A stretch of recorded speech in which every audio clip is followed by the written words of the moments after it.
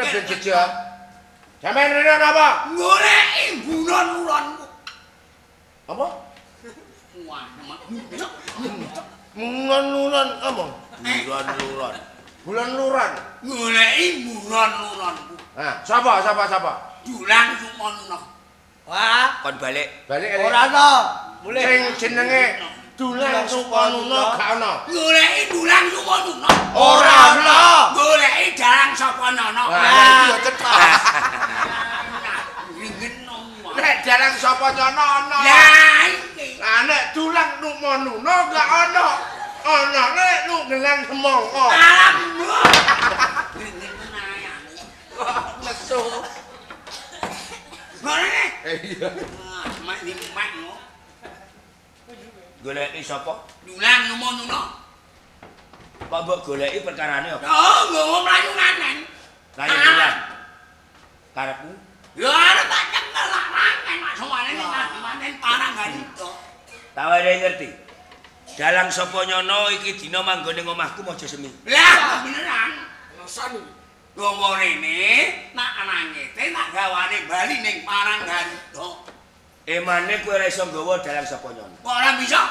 Marga sedhela meneh dalang sapa nyono dadi keluarga Mojo Semi. Terus Sapa wae sing bakal nyilakake lan dalang sapa nyono, pitunge ora karo sapa-sapa. karo napa? Pitunge karo aku. Mampu. Gawa dalang sapa nyono.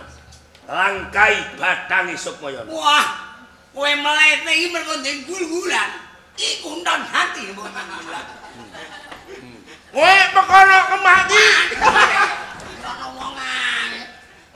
Mak nyem. Dadi Dulang Sukono nak nangen nek aku bisa nglangai kowe. Tanpa kuwi Sengara iso nggawa dalang sapa nyono. Nantang golek perkara kowe iki. Arepa kowe kondang gegedhuk wetan kali. Kowe mlangkah kulon kali aja jajal bali kanthi lanyo. Nek mbok omongi ngono nek wong liya nek menawa miris. Nek mendono nyuruh mong gak miris blas. Aja melu-melu. Tak iki. Aku ngerti. Kowe wani sombong utawa mlebu iki apa delok ae. Wedek ya apa. Ora mung kowe kang Ayo dalang rambut.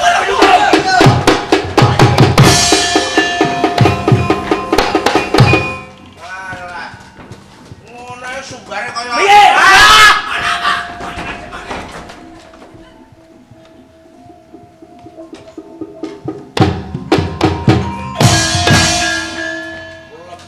Mlebu terus ngombe kopi ya. Eling-eling. Watake rumung kae wong sing licik. Sangsaya bebayani. Senajan iki ketoke mlayu, iso-iso liya dina bakal tumindak sing ora nyenengake. Tunduk kemit prepit wiwit bengi iki lan tak teruse aku tak bali kono. Oh ngaten nggih.